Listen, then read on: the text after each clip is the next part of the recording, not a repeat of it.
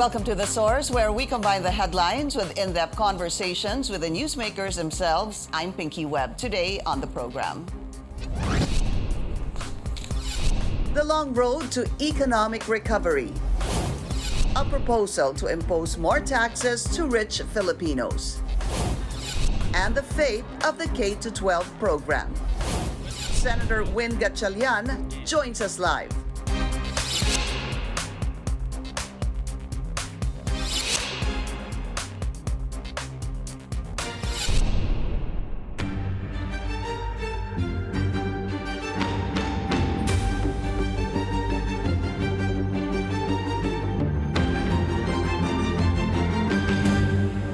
Many lawmakers are hoping to hear the economic plans of President Bongbong Marcos during his first State of the Nation address on Monday. Amid proposals to increase taxes to fund much-needed government programs, a senator adds to the voices of those seeking to tax the rich to generate more government revenues, among other things. Let's go straight to the source of the story. We have Senator Win Gatchalian. Senator, it's so good to see you again. See you in person. Correct. This is the first time after 2 years. It's been so long, Yeah, but you've definitely. always said yes to our invitations. It's good to see you personally again. Thank you for the invitation. So many issues to talk about. We're facing a number of problems, but I'd like to find out from you first and foremost, in terms of priority, what do you want to hear from the President's State of the Nation address on Monday? Well, Pinky, I'll divide it into three portions. The short term, the medium term, and the long term. Of course, the short term, we're facing a lot of pressures from inflation and from external factors, and we need to address that at least in the next 2 to 3 years. As long as there is that incident in Ukraine and also the Fed's hiking interest rates, will face a lot of pressures here in the Philippines, especially on inflation. So the administration has to lay out a plan to navigate us through this external factors. At midterm, we need to go back to pre-pandemic levels. As we all know, the pre-pandemic levels actually was very good for us in terms of lowering down poverty rates. Poverty is still the biggest challenge of our country, and we were on track prior to the pandemic to lower down our poverty rates, and we need to go back to that. In the long term, we need to make sure that we have a citizenry that can respond to the needs of the industry, and that's focusing on education. And we need to make sure that we have the foundations in place so that our country can move forward and adapt to the changing times 10 years, 20 years from now. Very good. Okay, let's talk first short-term inflation. 6.1% was the last inflation rate that we had. Now, I think this was in June, yes, if I'm not mistaken. Okay, so 6.1%, that's obviously high. Some are saying that we are probably going to an economic crisis or maybe even a food crisis. The President now, the Agriculture Secretary, what must be done immediately? Well, definitely, what we need to do is to shield our vulnerable from inflation, no? Meaning, for example, in fuel, because these are all driven by fuel, by high cost of imported fuel. And we need to shield our riding public. We need to shield our public utility vehicles from the abrupt increase in prices. So far, we're seeing some daylight. Prices have gone down from less than $100 per barrel, but we still have to prepare. As long as there's that invasion and incident in Ukraine, things can go up and down, and we need to have the funds to shield the vulnerable. So in relation to that, if I remember correctly, you weren't really for the automatic suspension of excise taxes on fuel products. There have been proposals that once it reaches rather $80 per barrel, there's an automatic suspension. Have you changed your mind? Actually, I am not in favor because the impact to collection is quite hefty. If we suspend excise tax on fuel, that's about 300 billion in lost revenues. On the other side of the coin, if we shell out a generous Pantawid Pasada program, it will only cost us about 4 billion pesos. So if you weigh the difference, it's quite obvious. No? So what we need to do is to expand the Pantawid Pasada, expand the fuel subsidy program for our farmers, especially farmers and fishermen, because they also consume a lot of fuel. No? So expanding those programs will be more cost-effective. The problem actually, Pinky, is administration. No? It takes time to distribute the Pantawid Pasado to our drivers, and it takes time to distribute the fuel subsidy. We need to shorten the distribution time. And that's what I filed, no, as a piece of legislation. Okay. To continuously update the database, to continuously prepare our country for any eventuality of distributing Pantawid Pasada and subsidies. Because I noticed that we have a bad habit of preparing all of these things when the crisis is already there. No? We have to prepare even the crisis is not there. Yeah, but even the execution is a problem. It's a problem. We're not using technology to do that. We need to use technology. So in the law that I filed, regular updating of database, the use of technology, and also providing funds already. Because I noticed that almost every year we would distribute Pantawid Pasada and this type of subsidies. Because again, no, the fluctuations is something that we cannot control, but we feel it here in the Philippines. So you have, for example, the DSWD cleansing the list of the beneficiaries, but you have certain brackets. Right now, ang bibigyan ata is about 12 million. But siguro let's just quickly look into the middle class kasi, Senator, marami yan pwedeng upper, middle, correct. lower, di ba? What about them? Yeah. What about us? Yeah, definitely. No, the upper, the middle, and the lower middle class. Kahit lagay natin yung lower. Correct. For now, that's why I am putting on the table, if this gets prolonged, no, and if the fuel prices remains elevated for a long time, I'm not discounting the fact that we will remove excise tax on fuel, no, at one point, because that is sweeping, and that will also hit the middle class and other sectors. For example, logistics sector. The logistics sector is also feeling the pinch, and if we don't have a robust logistics sector, that will affect food, that will affect other goods. So I'm not removing that off the table, but that is the last resort, because fiscally it will impact us. And we all know that we are scrambling for fiscal space right now. What would be the factor that needs to be considered for you to be able to say we need to include, for example, the lower middle class? Things like, for example, if fuel prices will remain $100 for quite some time, no? And we also What is quite some time? Probably 4 months, 5 months, things like this. And then we will also look at the depreciation of peso, because that's also a factor that drives up inflation. So basically, all of these things are inflation-driven. So if inflation remains high and impacts, for example, basic necessities and fuel-driven products, then we will look at that. No? But again, we're managing fiscal space right now, and I'm also very concerned that if you lower down revenues, it will affect other factors in our economy. Okay, what about emergency powers? Is this necessary? That's also something as a last resort. And when you say emergency powers, that means giving powers to the president to purchase goods directly, purchase goods immediately. These type of powers are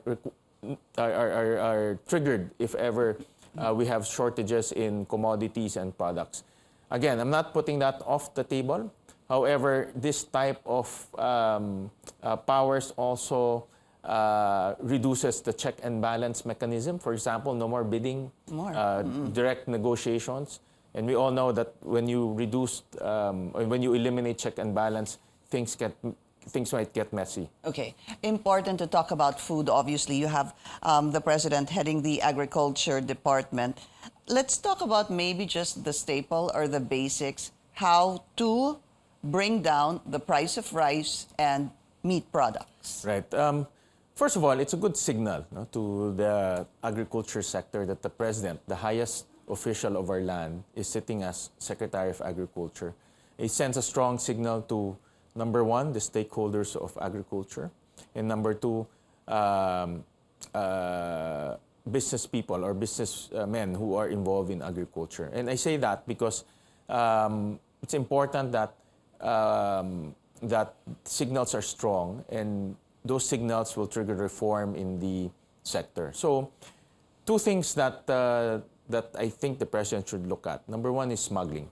Smuggling is actually the one killing our farmers because they don't pay taxes and the prices are low. And number two, productivity. But productivity is also a function of inputs. And inputs are also going up. For example, fertilizers. I've talked to our sugar farmers, and they're feeling the pinch because the fertilizers that they buy, the fuel that they buy to deliver sugar is also going up. So we also have to look at those input values, and see how we can lower it down. True. And then also inputs in terms of mechanization, buying those equipment, because they're all imported. So again, prices will go up. We have to find out how to lower down the cost of those machineries. But when you talk about, for example, fertilizers, because that's very important, much of that, is that mostly imported? Mostly imported. Right now, we don't have, as far as my knowledge is concerned, about 70 to 80% are imported. So again, if peso depreciates, Taas na naman ang presyo. Taas ang presyo, and it contributes to the cost of production. And there we have the peso depreciating right now. Right. Most of our commodities are imported. And this is one challenge that the new administration should look at. And I know the president is quite knowledgeable about this. Energy self-sufficiency and food self-sufficiency. It's a long-term activity, but we have to start now. And we need to lay down the foundations for us to be self-sufficient in these type of basic commodities. All right. You are, of course, going to be the presumptive chairman of the Ways and Means Committee. You are letting go. Will you let go of the Committee on Energy? Yes, yes. And then this is going to be, when we say, of course, this committee, we're talking about taxes. Are you going to propose any new taxes? Well, Pinky, the Ways and Means Committee is concerned about revenues, and taxes is just a mode of increasing revenue. So we will look at all facets, But I will start with administration and also integrity, because it's hard to talk about increasing taxes, increasing fees, imposing new things if there's corruption, there's abuse, and there is inefficiencies in terms of administration. I've consulted with several tax experts this past few weeks, several businessmen, and still corruption and abuses are quite pervasive and prevalent in the business community. And we need to address this. I know it's very difficult to address it, but we need to have the mechanisms for our taxpayers to report. We need to have a mechanism for our businessmen to report. And we have to make sure that erring collectors and erring government officials are held to account. Okay, it's good to start with that. It's good to start with that. We have, going back to the basics. Yeah. These are actually basics and common sense, but we need to review it before we even talk about imposing new taxes or imposing new fees. Okay, so that's the magic phrase, before we impose new taxes or fees. We just need to take a very short break. We will be right back.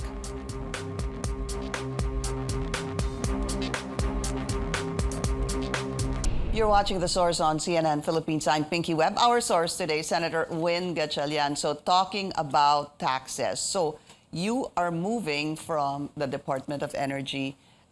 Basic education stays with you, but from Department of Energy, which is, again, I know this is something you really studied. We've talked about this a number of times, but you're moving to the Ways and Means. You talked about possibly, ang sabi mo naman, possibly taxing the rich some more.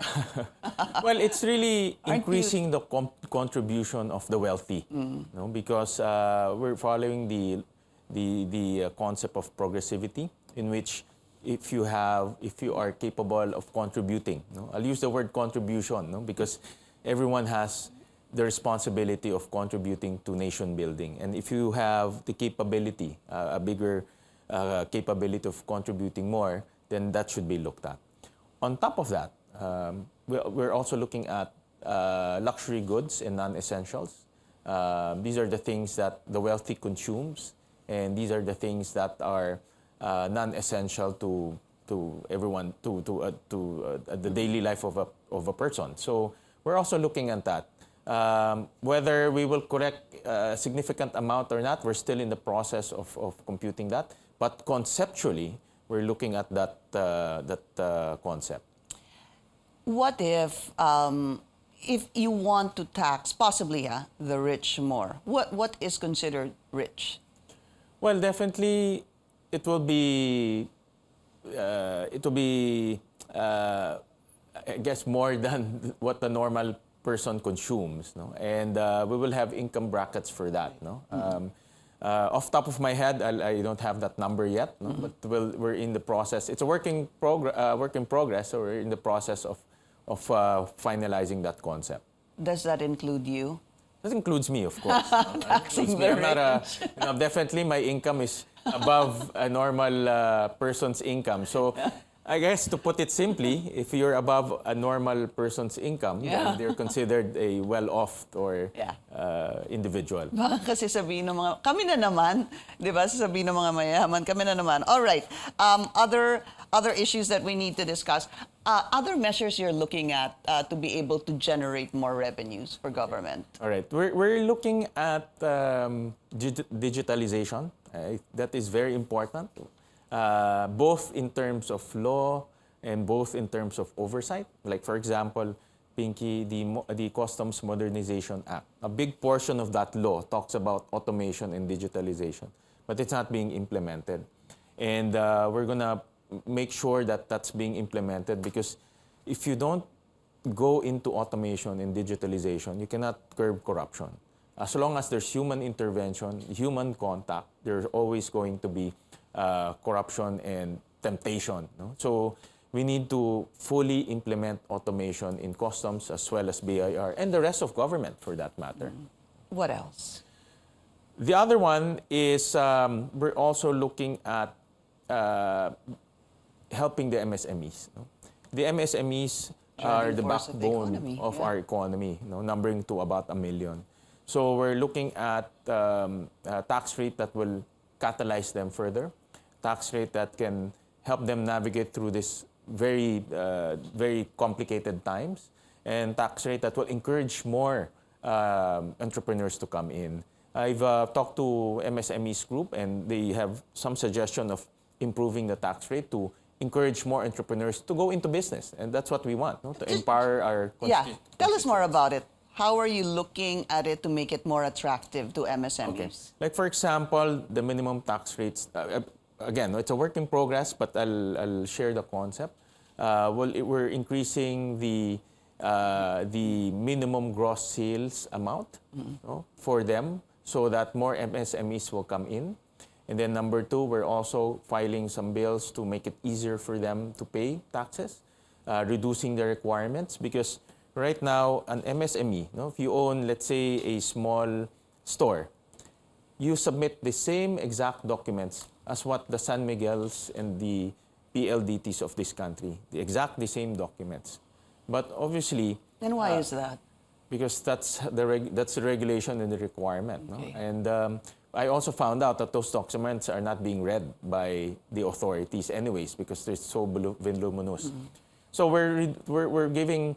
We're make it easier for them. Yes, we're making the lives of our entrepreneurs much easier by reducing the requirements, going into digitalization, and also improving the tax rate so that they'll be encouraged to do business. All right. Again, we need to take a very short break. K-12 is up next. We'll be right back.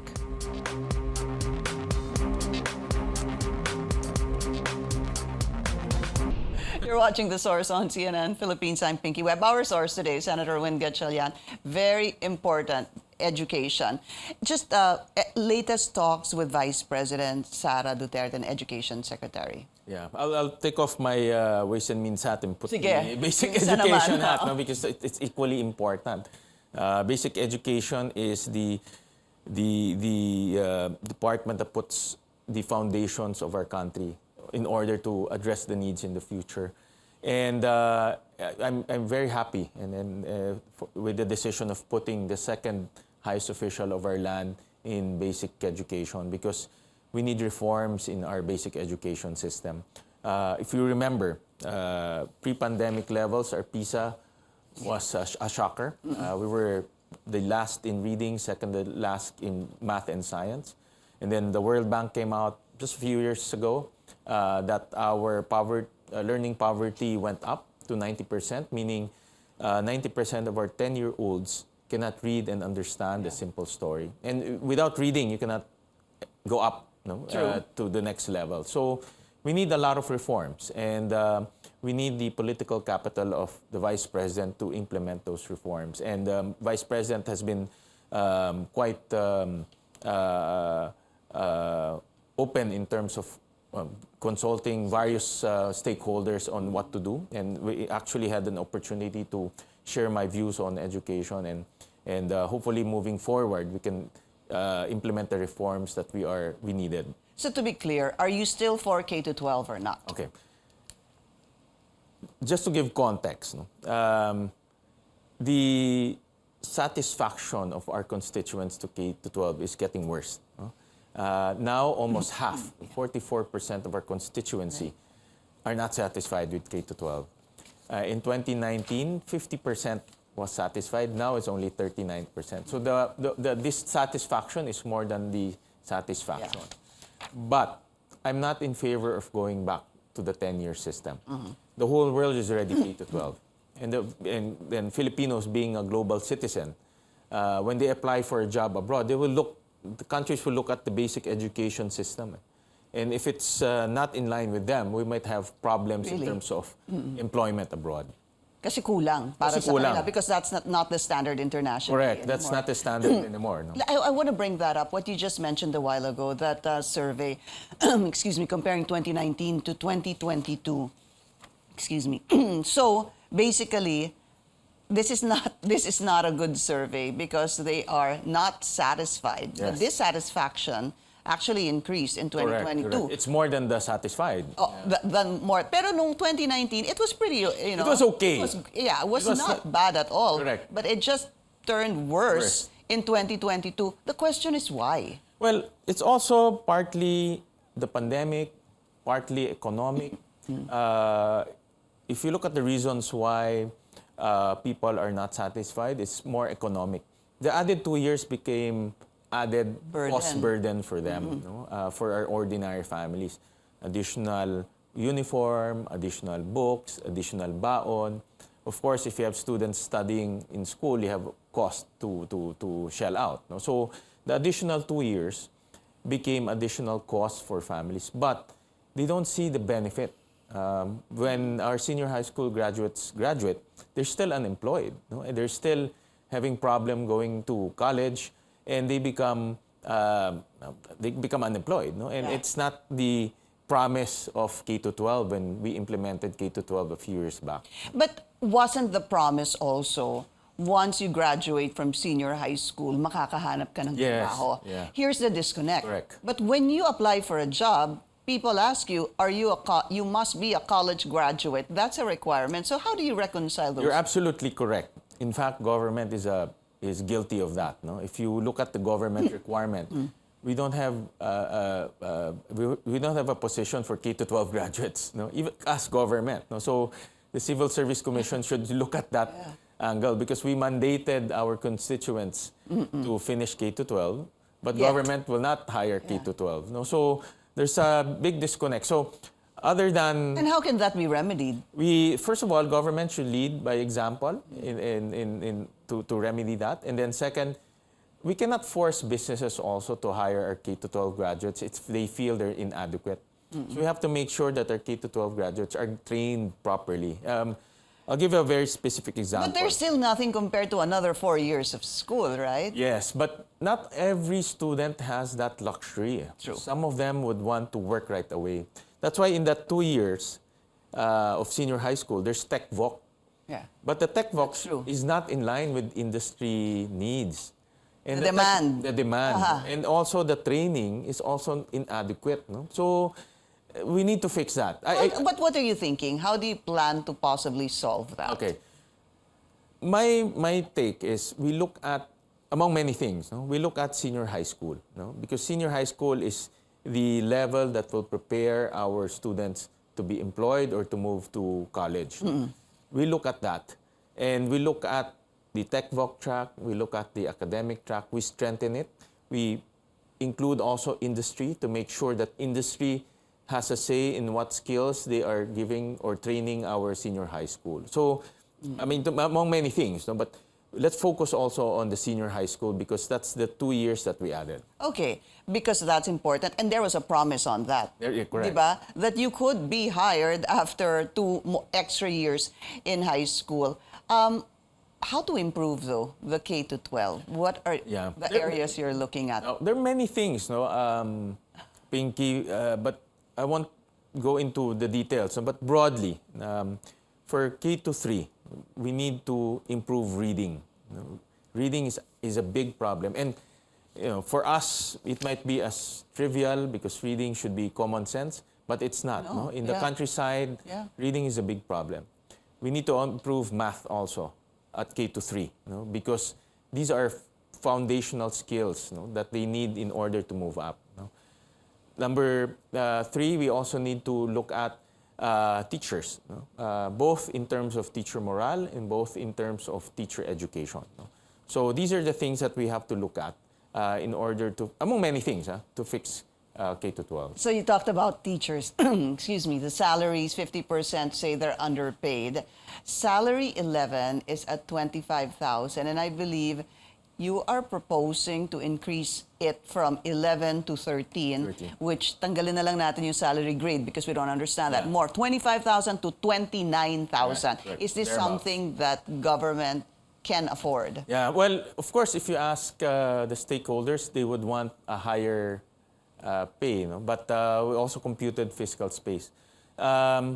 We found out that here in ASEAN, among the 10 countries, we're third to the lowest. The last is Myanmar and Laos. Indonesia is high. Really? Their take-home pay there is about 50,000 to 60,000. They put a lot of premium to Take teachers. home, Yes. Okay. The entry-level take-home pay. Okay. Us, 25,000. We're actually at the lower end of the pack. So by lifting it to salary grade 13 to about 30,000, we're just moving to probably the mid-tier, not even the higher tier in the pack. So we're just making it competitive in the region. And we also found out, Pinky, that our teachers are in demand in the region.